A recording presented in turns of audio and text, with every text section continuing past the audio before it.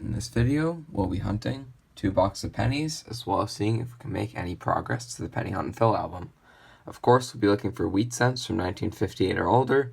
Also be looking for any proofs, foreigns, errors of varieties, or any other cool things we can find, as well as pulling aside any copper pennies we get, and seeing how much we can fill up the copper jar. Last episode of the series was pretty tough hunt, so hoping this hunt can be a little bit better. Have checked for enders for both boxes, and I don't see any enders for either box, so hopefully we can get some good finds from inside the rolls. Anyways, let's start hunt box number 1, and I'll bring you in when we have our first find.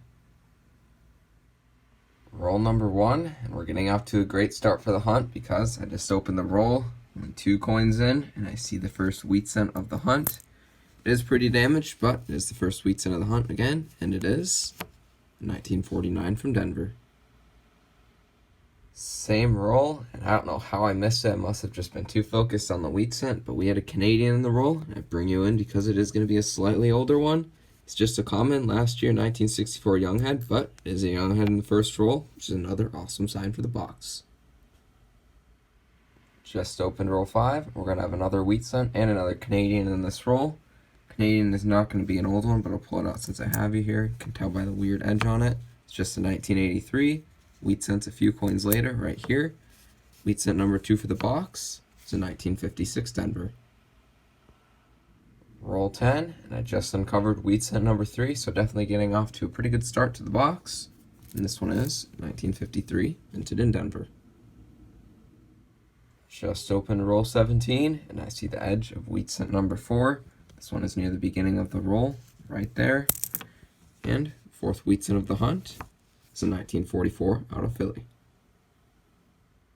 Roll 18, and I just found a pretty cool miscellaneous find. Just looks like a normal copper scent from the back, but I flipped it over. We have one of those state counter stamp pennies. Has Mississippi State on it, and it's in 1975. Usually get a counter stamp every 8 or 10 boxes or so. They're interesting to see for sure. Definitely take that. Roll 19, we have a pretty exciting find. This is my second one of these varieties I've ever found. We have a 1998 wide AM penny. I'll put it under the scope to see a little bit closer. Normally the A and the M are touching or almost touching, and this one has the space between the A and the M pretty much equal to the M and the E. And also, the designer's initials are definitely closer to the building than the normal close AM on the 1998.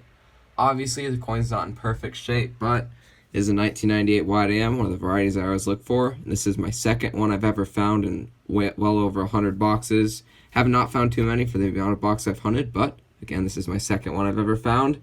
Super excited to find that for sure. Roll 32. Finally, we're going to have another wheat scent. The box got really cold for wheat scents for quite a bit near the middle, but I did just uncover another one from the 40s, 1945 out of Denver. That's wheat scent number 5. Roll 45. The wheat scents have definitely been pretty light for the box, but I just uncovered wheat scent number 6. It's going to be the first one from pre-1940, which is awesome. Bit of an older one, not too old, but it is a 1937 out of Philly. Don't need it for the album, but definitely great to see a pre-40s wheat scent in the box. Same roll. We're going to have another wheat scent. I just uncovered it. It is reverse facing. Did miss it when I opened the roll, but here it is.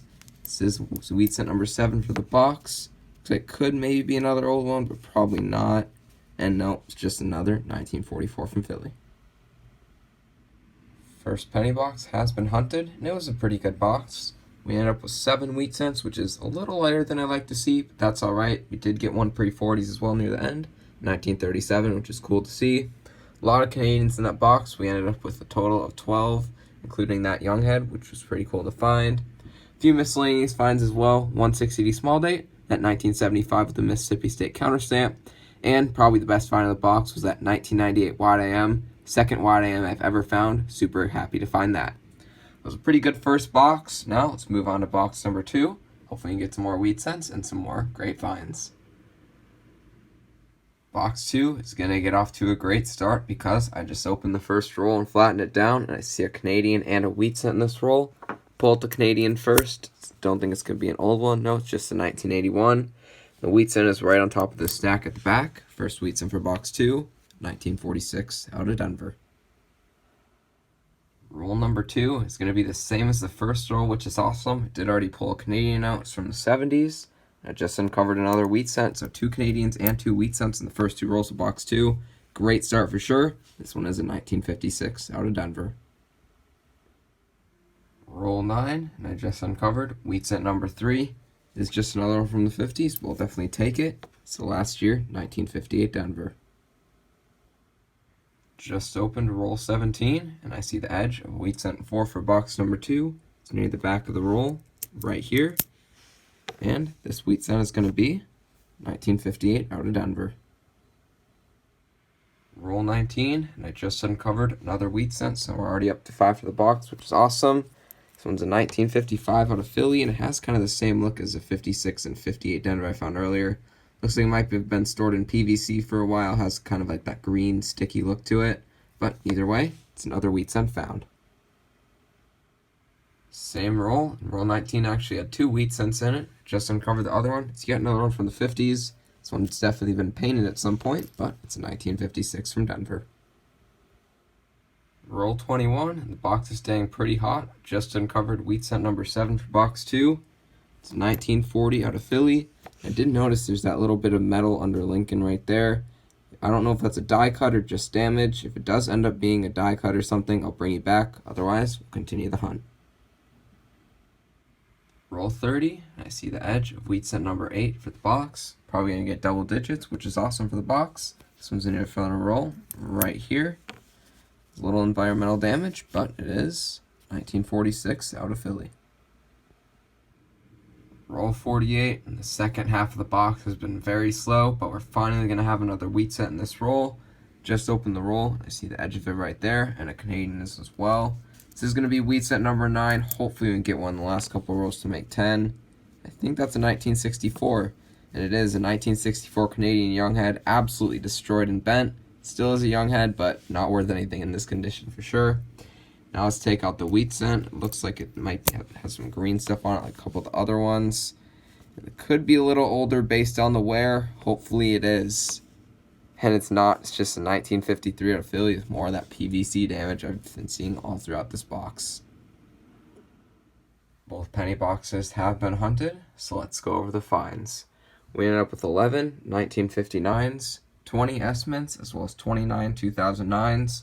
Foreigns, all of them were Canadian, and we had 24 for the 2 boxes. Definitely a lot of Canadians in this hunt, including a few older ones. We did get one 1967 bird cent and 2 young heads, both 1964s. That one on top is very beat up, but still cool to see. A few miscellaneous finds, one 1960 small date, 1975 with a Mississippi State counter stamp. Cool to see that. And the best find of the hunt was this 1998 wide AM variety, my second one I've ever found in all the boxes I've hunted, which is pretty cool. Not in the best shape, but still cool variety found for sure. Now for the wheat cents, we only ended up with 16 for the 2 boxes, not very much at all. Did not get double digits for either box, but still we had a decent amount at least. 1 pre-40s, 1937 out of Philly, cool to see for sure. And a few of those wheat cents in that last box, like these 53 and 55, look like they're stored on a PVC flip or something, kind of interesting. Probably out of a collection, wouldn't call it a collection though for sure. Lastly, for copper, did pretty average for the box, a little over 75% of the jar filled for the 2 boxes, about average for 2 boxes for me, so cool to see that. Anyways, I'll go through the finds, see if we have anything for the album. I don't know if we will, but we'll see, and I'll bring you back with an update of the penny album. Just finished checking the finds against the album, and as I expected, we did not have any album progress in this episode. It's the second episode in a row we haven't made any progress to the album, so hopefully we can get on some better boxes soon. But in this hunt, at least we found that 1998 wide AM cent. Not in the best shape, but still probably worth a couple bucks in this condition, which is pretty cool. Second one of those I've ever found. And, of course, we had fun during the hunt as well, so I hope you enjoyed the video, and I'll see you on the next episode of the Penny Hunt and Fill series.